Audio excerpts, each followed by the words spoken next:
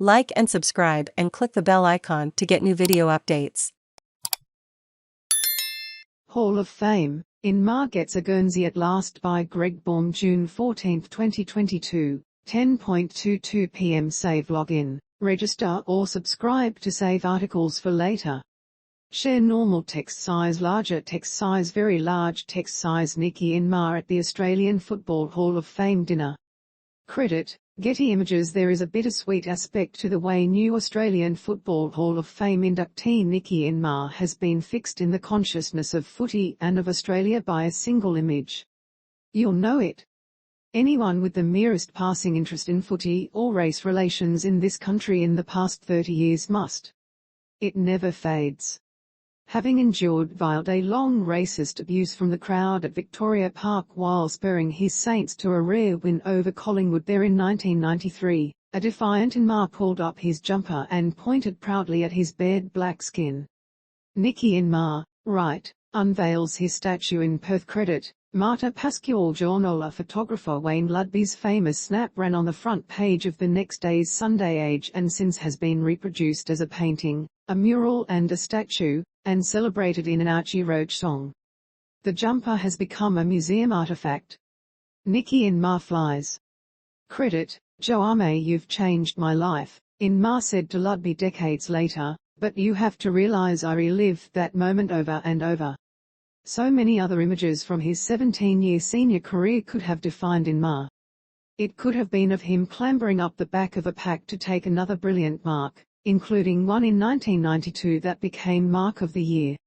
It could have been him floating to the fall of the ball and screwing another goal around his body, left foot or right, it was all the same. It could have been of him launching another of the now almost extinct torpedo punts from a muddy centre square and carrying the goal line again. Winmar is in both the St Kilda and Indigenous teams of the 20th century.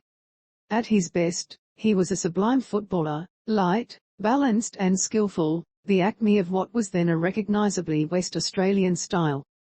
Go back now and you can hear the commentators' voices rise with the crowds in anticipation whenever he went near the ball. Less remembered about that day at Victoria Park was that Winmar got 2 Brownlow votes. Teammate and Indigenous brother Gilbert McAdam got the 3. Also less remembered is that Winmar did not play for the next 3 weeks because of a fallout with the club. There would be others. Nicky Winmar with the 9 Indigenous players on St Kilda's 2022 list. Credit, Darian Traynor. Getty Images. Winmar was not a crusader like Michael Long and Adam Goodes after him. He was a catalyst. In some ways, it made his burden heavier and his road harder. In 1990, he was suspended for 10 weeks for eye-gouging Dermot Brereton, who subsequently apologized for racial abuse towards him. In 1999, he was the target of an appalling Sam Newman blackface sketch on The Footy Show. It was only a generation ago, but it was another time. As much can be told by the goal umpires in ties and white coats and hats in all the Winmar clips. With less support than he would get now, Winmar's footy journey was tempestuous, and his life since has had its ups and downs.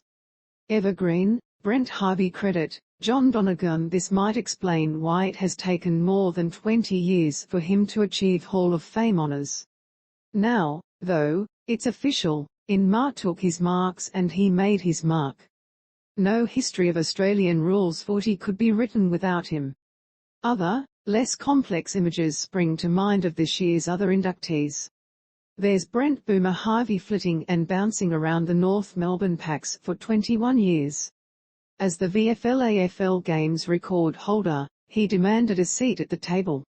And there's Matthew Pavlich, towering at both ends of the ground for 353 Fremantle games, claiming 6 best and fairest and 5 All-Australians. One of his All-Australian Guernseys was at fullback, 2 others at centre-half forward, the epitome of key position class.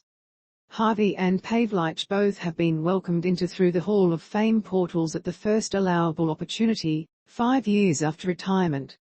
And here's Mike Fitzpatrick, whose name to most under-50s must conjure up a neatly groomed, bookish, bankerish AFL Commissioner and Chairman, which he was for 9 years. Matthew Pavlich in full stride. Credit, supplied.